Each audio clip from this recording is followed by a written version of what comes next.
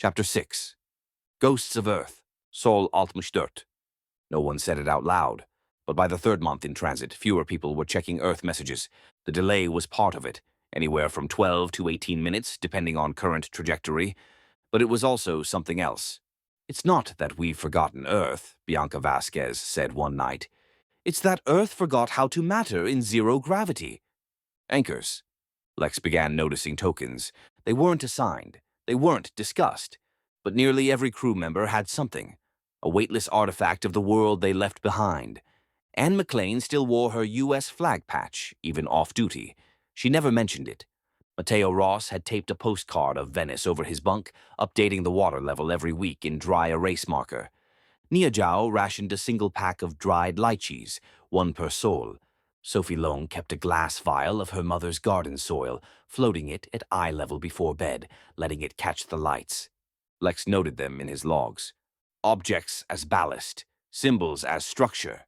We're not drifting, we're anchoring in reverse. The Mars Mind logs, entry 17. Lex recorded alone in the dark panel alcove, known unofficially as the booth. When you float long enough, your body forgets what it meant to fall, but your mind still looks for places to land.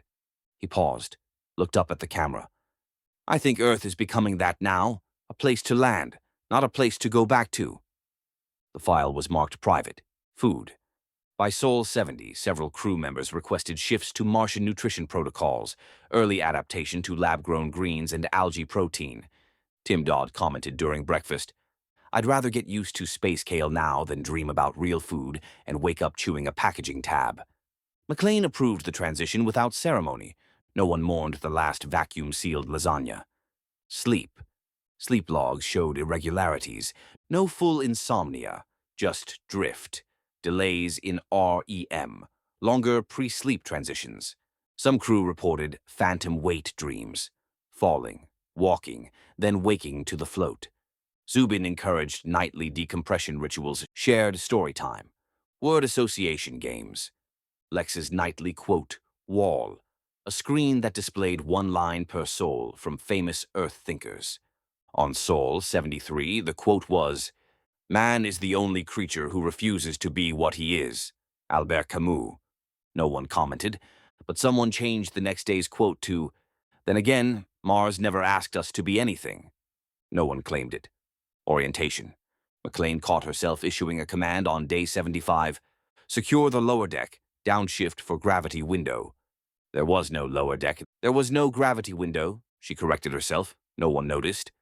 But later in her log, she wrote, "We're not forgetting gravity. We're replacing it." She paused, added, "We are learning to think without direction." Earth Night. On Sol 80, Tim Dodd proposed a morale tradition. "Once a week, let's pick a country and spend dinner pretending we're back there. Music, trivia, accents, the works." They called it Earth Night.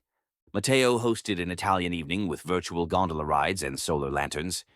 Nia ran Singapore Night with old MRT maps and a list of banned chewing gum. Anne suggested one for Texas, but vetoed it herself. Too close to home. For Lex's turn, he chose Russia, but he played Tchaikovsky, not anthems, and quoted Dostoevsky between bites of synth-paced borscht. "We're not acting like Earthlings," he said that night. "We're playing roles we used to believe in. That's not pretending, that's remembrance." A memory. On Sol 83, Zubin found something in one of the shared storage lockers.